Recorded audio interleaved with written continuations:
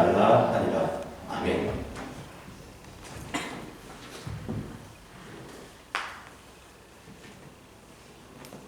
우리가 지난 시간에 이스라엘 백성들이 이집트에서 나와가지고 광야를 지나서 시내 광야에 이르러서 거기서 진을 친 것을 우리가 살펴봤습니다. 그때 하나님께서 이스라엘 백성들과 언약을 맺으신, 흔히 말하는 신약적으로 말하는 시내산 언약에 대해서 우리가 잠시 살펴봤습니다.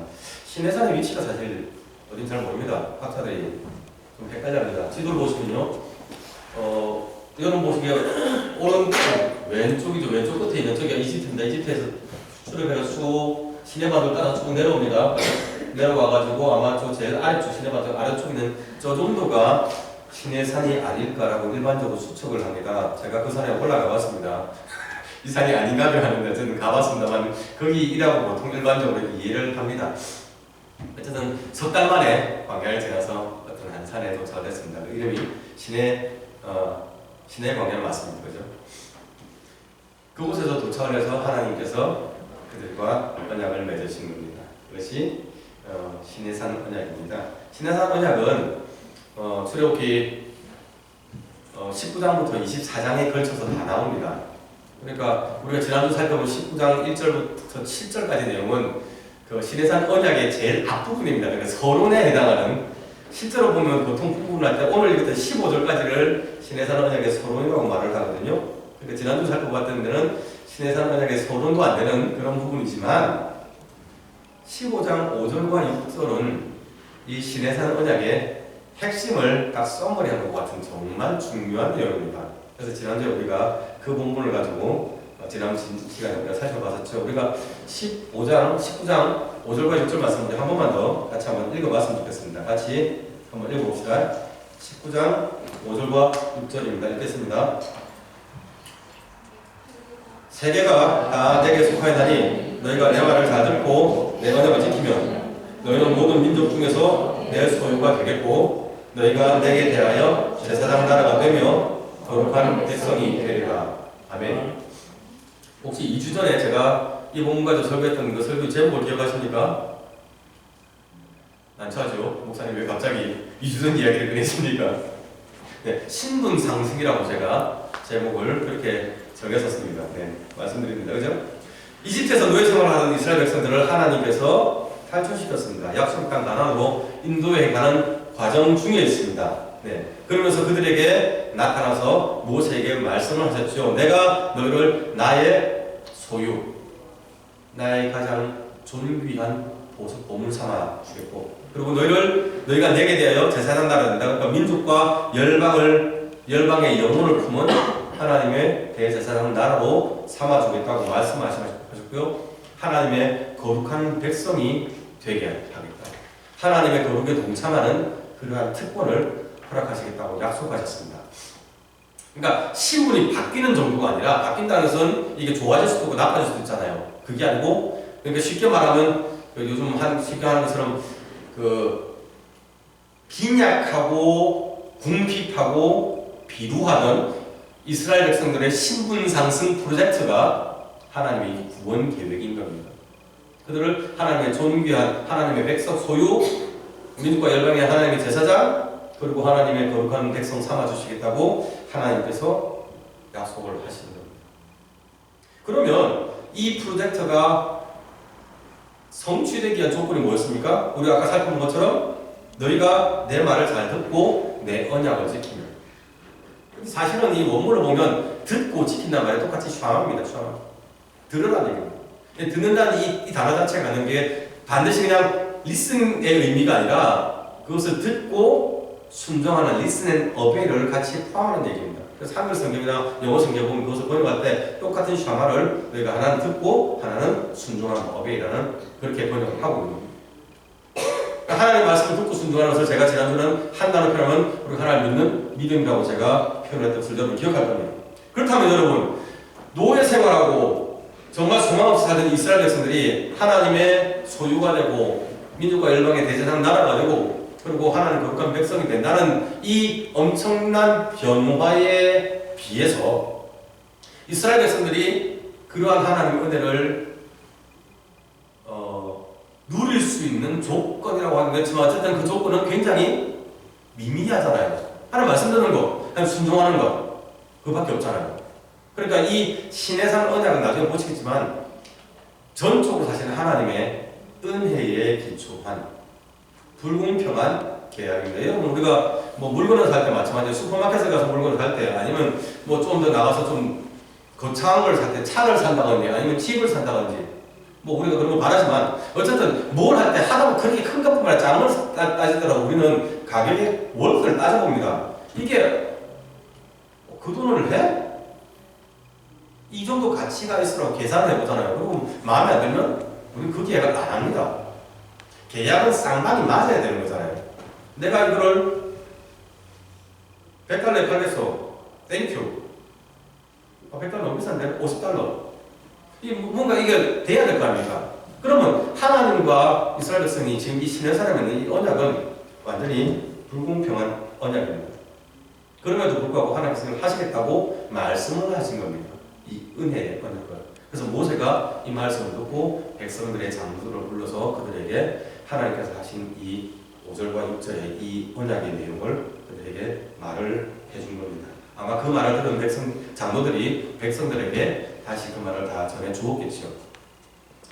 8절을 보면요, 백성들이 일제히 그 말을 듣고 응답을 하기를 여호와께서 명령하신 대로 우리가 다 행하리이다. 뭡니까? 하나님의 말씀을 듣고 하나님의 언약을 순종하겠다고 그들이 발런티어리 자발적으로 약속을 하는 겁니다. 그 정도 계약이면 우리는 손해볼 거 없네요. 좋네요. 라고 그들이 다 일제히 한 목소리로 그렇게 동의를 했다는 얘기입니다. 자, 하나님의 제안에 대해서 이스라엘 백성들이 동의를 한 겁니다. 그러니까 계약이 성립돼서 쌍방이 둘 다 좋아 하고 딜 된 겁니다. 그렇죠. 그래서 요 상황이 되니까 하나님께서 그럼 좋아, 내가 계약서에 도장 찍기 위해서 내가 나타날게 하신 게 오늘 본문의 상황이에요. 하나님께서 시내산에 친히 비저블리 눈에 볼 수 있게 가시적으로 나타나시겠다고 말씀을 하셨습니다. 그래서 모세에게 그 말씀을 하신 거죠. 백성들을 가서 오늘과 내일 그들을 성결하게 하며 그들에게 옷을 빨게 하고 준비하게 하여 셋째 날을 기다리게 하라. 이는 셋째 날에 나 여호와가 온 백성의 목전에서 눈앞에서 시내산에 강림할 것이라 라고 말씀을 하셨습니다.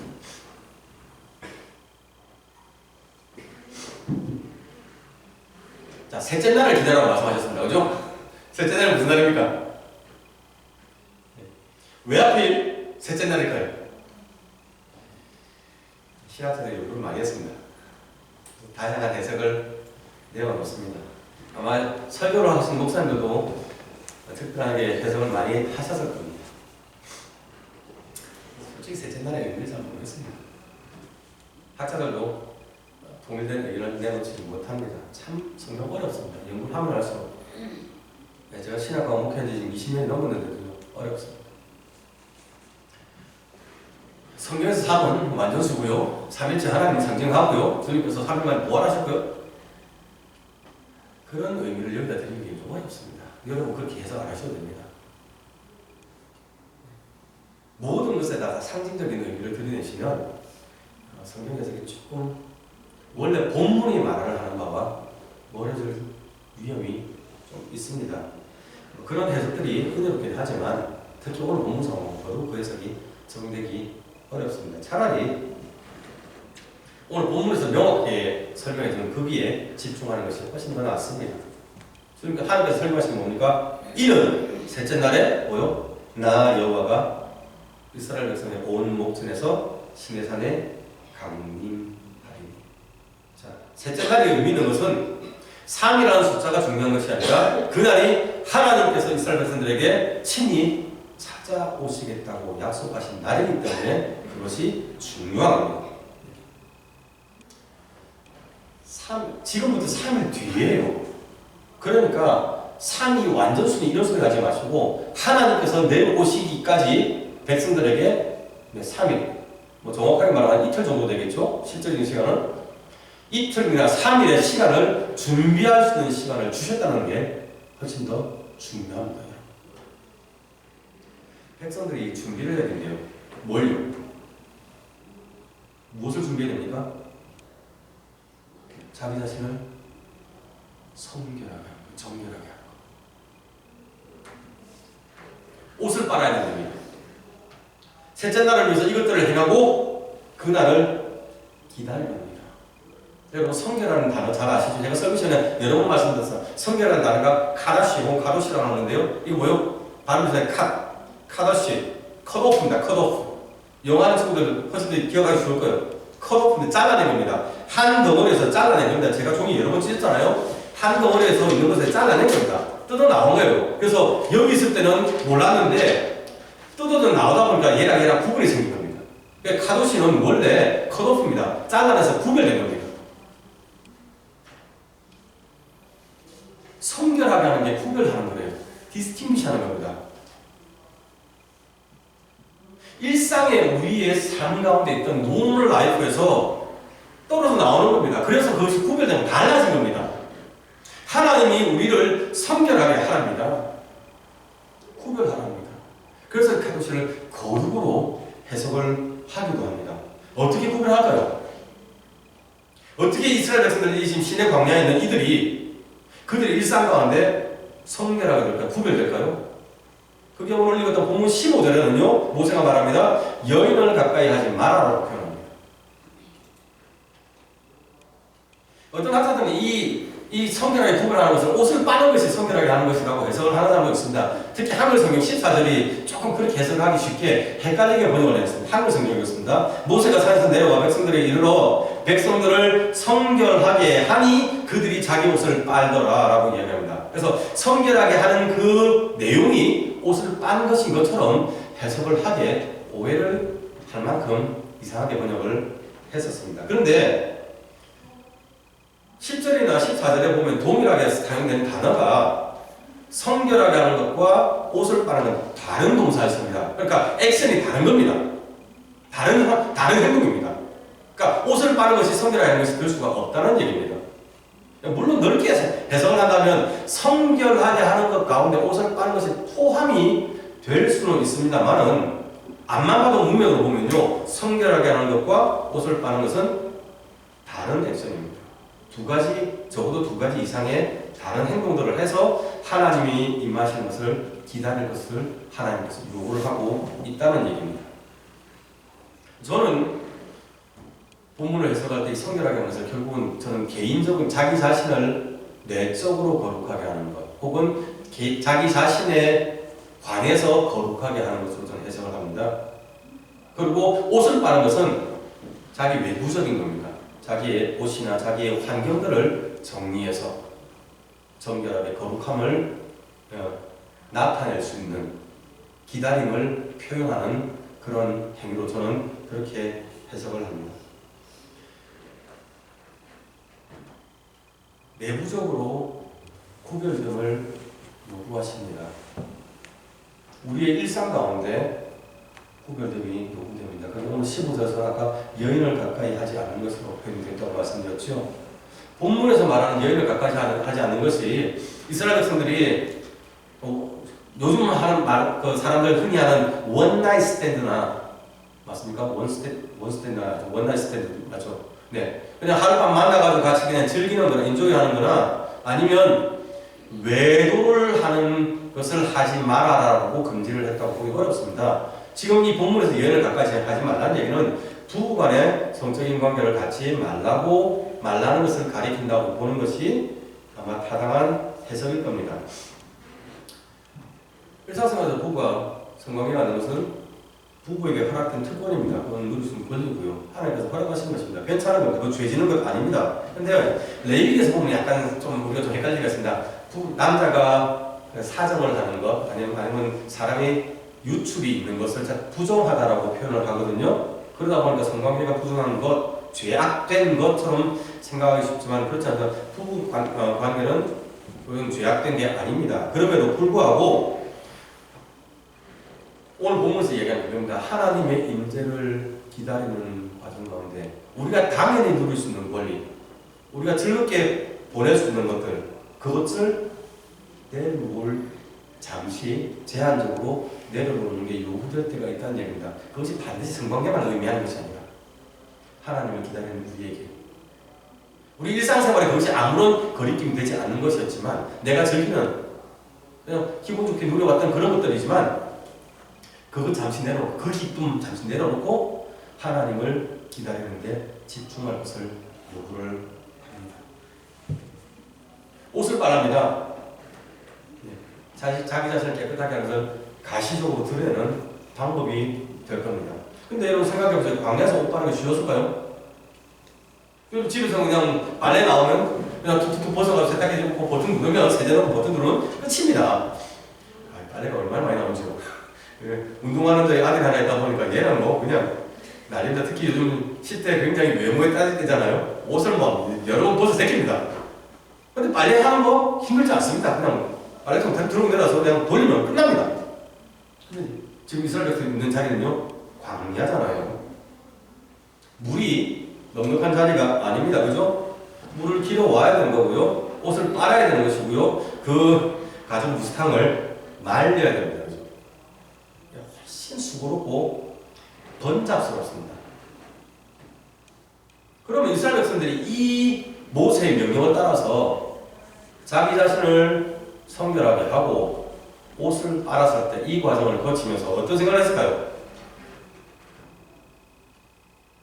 한 번도 이런 생각 안 해보셨습니까? 성경을 읽을 때 여러분 그 이스라엘 백성들의 모습과 우리의 모습을 자꾸 동화시키는 연습을 하셔야 됩니다. 나는 왜 이 상황에서 이런 필짓을 할까? 어찌 이스라엘 백성과 똑같은 짓을 할까? 혹은 어떻게 이들처럼 이렇게 믿음의 길을 갈까? 여러분 자꾸 그런 대비시키는 연습을 하십시오. 그게 훨씬 더 실제적입니다. 빨래하면서 아니면 사랑하는 배우자를 옆에 놔두고 오늘은 참아야 돼 허벅지 찔러가면서 이스라엘 백성들이 무슨 생각을 했을까요? 하나님은 왜 갑자기 우리한테 나타난다고 해가지고 이렇게 크게 만드시지?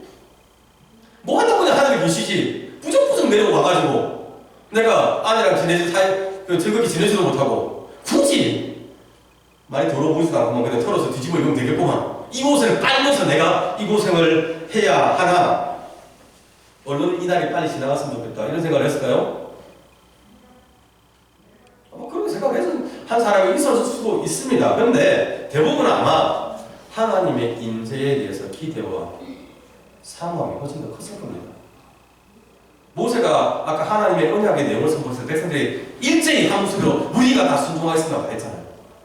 그러나 나 하나님께서 찾아오시겠다니 감사한 일이죠. 거룩하신 하나님, 창조주 하나님께서, 전능하신 하나님께서 그들 가운데 가시도록 내려오시겠다니 은혜지요. 그러니 뭐 이것이 불편하고 내가 왜 이걸 오늘 못해 참아야 돼 이런 분위기가 아니었다는 얘기예요. 감사하고 감격스럽고 감당하지 못할 이런 은혜에서 송구스럽기까지 한 아마 그런 분위기였습니다. 두려워서 그럽니다. 16절 보면요, 셋째 날 아침에 우레가 천둥과 번개가 나오고요, 구름이 빽빽한 가운데서 나팔 소리가 크게 들렸을 때 이스라엘 진 가운데 있는 모든 백성들이 다 떨어뜨립니다. 두려워했던 얘기입니다. 그리고 모세가 하나님을 맡기 위해서 백성들을 거느리고 진에서 나와서 산으로 올라가는 상상해보세요. 얼마나 감격스럽고 장엄하고 감사한 현장이었을까요? 아무 소망 없었다니까요. 일상은 고달프고요, 불안정한 하루하고 생명의 위협, 자식을 낳아도 이 자식도 노예로 그냥 고달픈 삶을 사는 것, 한국에서 흔히 말하는 흑수저가 돼서 더 이상 신분 상승이 될 수 없는 상황, 절망적인 상황, 그냥 단칸방에 그냥 바닥을 기다가 죽고만 극단적인 선택을 해야 되는 이러한 상황, 이스라엘 백성들이 처했던 상황이 그러한 상황이었습니다. 그런데 그들이 어쩌면 심지어는 마음으로 하나님조차도 나를 버렸어 라고 생각할 만큼 절망했던 그들이 하나님의 구원을 체험하고 지금 이제 하나님의 인재 앞에 서게 되는 겁니다. 하나님의 영광 가운데 거하는, 하나님을 얼굴로 맞대어 볼 수 있는 초청을 받은 겁니다. 그냥 맞으실 거 하는데 친구들 가운데 내려오시니까 백성들이 다 이상합니다. 여기서 이거 왜 이렇게 일이 번잡스러워 이런 생각 들어갈 틈이 없다고 보는 것이 훨씬 더 합리적일 겁니다. 이 분위기는요, 15장, 그 19장이 15절 있는 이 분위기는 이 은혜로 가득 찬 분위기입니다. 은혜와 감사와 감격. 그러니까 그 기대와 바라봄과 그런 사모함, 감사의 고백이 차이는 현장이 바로 오늘 본문의 그런 상황입니다. 자, 그럼 이제 오늘 우리가 점검을 하는 겁니다. 여러분은 셋째 날을 어떻게 기다리십니까? 목사님, 저 셋째 날 생각을 안 해봤는데, 하나님의 임재, 하나님의 임하심에 대해서 여러분은 어떤 상황을 가지고 살아가십니까?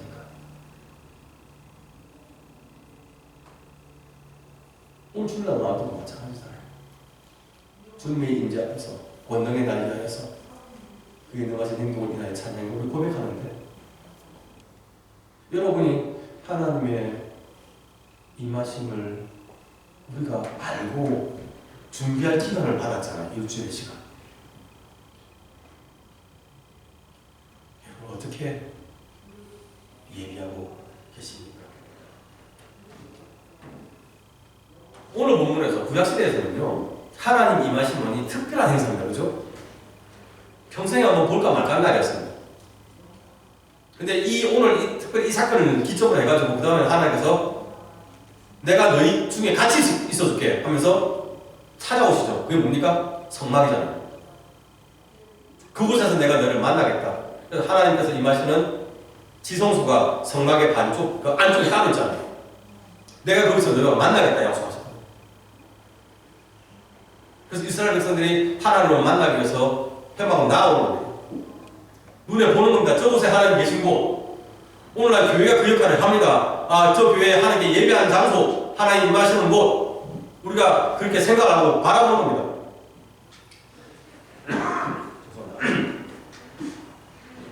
근데 신약시대로 넘어오면요, 이게 더 확대됩니다. 뭡니까? 성막이 하나님의 임재의 상징이었고, 회당이 성전이 하나님의 영광에 거하시는 그 장소였지만, 신약시대 오면요, 물리적인 성막이나 교회뿐만 아니라 성령 하나님께서 우리 각 사람의 마음에 거하신답니다. 고린도서 3장 16절이죠. 너희 몸이 하나님의 성전인 것과 하나님의 성령이 너희 안에 거하시는 것을 너희가 알지 못하느냐. 하나님의 성령이 저와 여러분 속에 계시답니다. 우리와 함께 하신대요. 몸을 성결하게 하고 옷을 빨아가며 예비하여 만나는 그 하나님, 그 하나님 날마다 우리가 같이 있어 주신대요.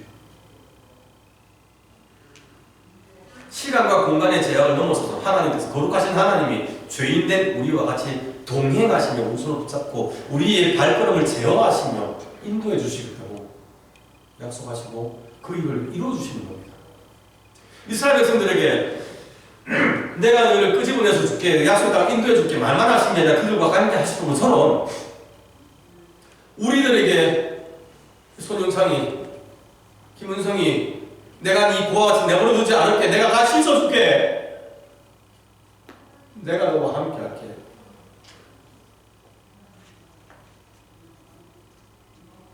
그리고 그 일을 친히 실제로 말만 하는 게 아니고 하나님께서 이루어 주시는 겁니다.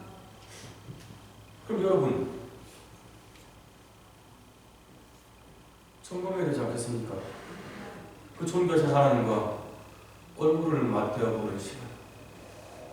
하나님 내 속에서 계시면서 다윗의 고백처럼 나의 신명 태보를 감찰하시는데, 나의 생각을 아시는데, 나의 계획을 아시는데, 나의 삶을 아시는데, 그 하나님과 동행하는 나는, 그 하나님과 만나는 나는 지금 하나님의 만남을 어떻게 준비하고 살아가십니까? 여러분 가운데 하나님 만남에 대한 기대함이 있습니다. 여러분 삶 가운데 실질적으로 거룩함이, 구별됨이, 성결을 회복하기 위한 연습들이, 제가 좋아하는 표현대로 몸부림들이 얼마나 있으십니까? 일상에서 우리가 당연히 누릴 수 있는 즐거움, 그것보다 하나님의 임재 앞에 나아가는 것을 여러분이 사모하십니까? 목사님 텔레비전 안 보니까 봅니다. 목사님 게임 안 하니까 합니다. 목사님 운동 안 하니까 합니다. 다 합니다. 운동은 잘 안 하죠. 놀고 다 놀고 먹고 먹고 다 합니다. 그런데 그것에 즐거워서 우리가 하나님의 임하심을 준비하고 있지 않지 않느냐, 제가 그거 묻는 겁니다. 나와 함께 하시는 하나님에 대해서 하나님의 임재를 우리가 경험하기 위해서 우리가 예비함들이 우리 가운데 소홀하지는 않은지 점검해야 되지 않겠습니까? 만약에 잘못됐다면 지금이 다시금 신발 끊고 돌아설 때가 되지 않겠습니까, 여러분? 하나님께서 왜 우리한테 찾아오십니까? 네? 하나님 왜 굳이 오시기 때입니까? 출애굽기 20장 20절에 그 답이 나와 있습니다. 제가 읽어드릴게요. 모세가 하나님이 임하심을 보고 백성들에게 떨어뜨립니다. 벌벌 떨었습니다.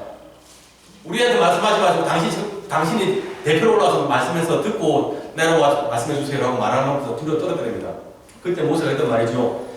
두려워하지 말라. 하나님은 임하심은 너희를 시험하고 너희로 경외하여 범죄하지 않게 하려 합니다.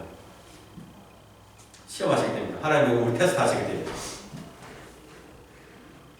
그리고 우리가 하나님을 경외할 수 있도록, 그래서 하나님을 공경하고 두려워하여 하나님의 말씀을 무겁게 받아들여서 우리가 그 말씀에 떠나지 않음으로 범죄하지 않을 수 있도록 우리를 보호하시기 위해서라고 그렇게 설명을 해주십니다. 하나님께서 우리를 찾아오신 이유가 우리를 괴롭게 합니다.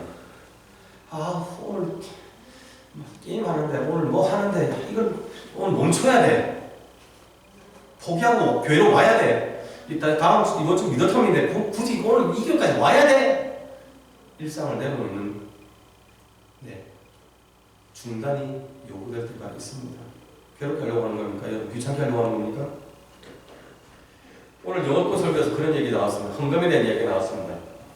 하나님께서 우리를 만나시는 거는 자 오늘 문자 찍고 헌금 많이 하라고 그렇게 부르는 겁니까? 아니요. 우리를 시험하시는 겁니다. 시험은요 우리를 넘어뜨리는 게 아니고요 하나님이 우리의 마음을 감찰하시는 겁니다. 우리의 마음이 하나님을 사모하는 건지, 하나님의 영광과 하나님의 인재와 하나님의 거룩을 사모하는지, 세상의 즐거움에 아닙니다. 우리가 하나님의 말씀을 순종하고 그 말씀을 귀를 기울이고 그 말씀을 따라가고 있는지 아닌지를 보기 위해서 하나님이 오시게 됩니다.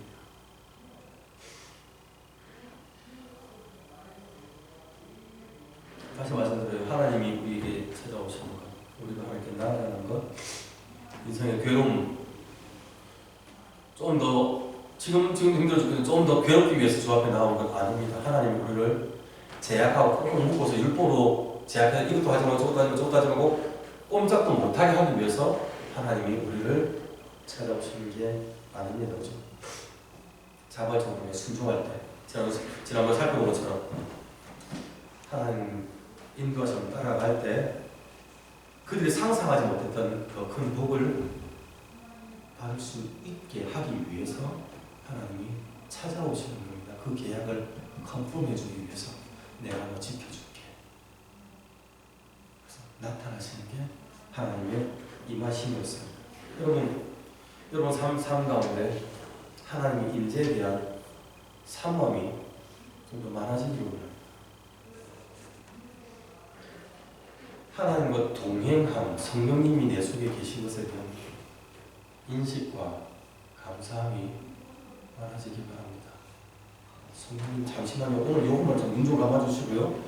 이때는 잠시만요. 성령님 좀 입 좀 다물고 가만 계세요. 우리는 너무나 쉽게 일상의 즐거움 때문에 하나님의 말씀을 우리는 포기하지 않습니다. 때로는 성령님 내 속에 계시다는 것이 부담스럽죠. 그것이 우리를 발을 금하고 우리를 범죄하지 않게 하는 하나님의 은혜의 순간이었고요. 하나님의 책임감 있는 우리를 끝까지 포기하지 않으신 하나님의 사랑의 표현이 성령님 우리 가운데 거하시는 겁니다. 벌써 가을이 되는데요.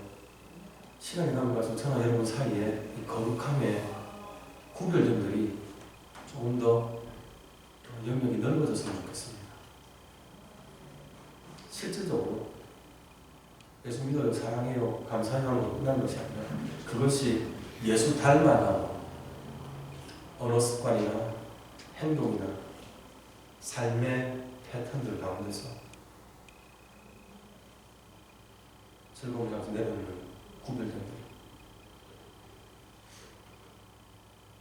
하나님의 음성에 귀를 기울이는 겸손하게 무릎 꿇는 들이, 하나님과 예배하며 교제하는 것에 대한 사모함들이, 그 준비함들이 더 많아지기 소원합니다. 여러분이 하나님과 경험함으로 하나님이 여러분 삶 가운데서 행하실 놀라운 은혜와 큰 역사들이 풍성하게 나타나기를 바랍니다. 기도합시다. 주님 감사합니다. 저희가 새벽이었는데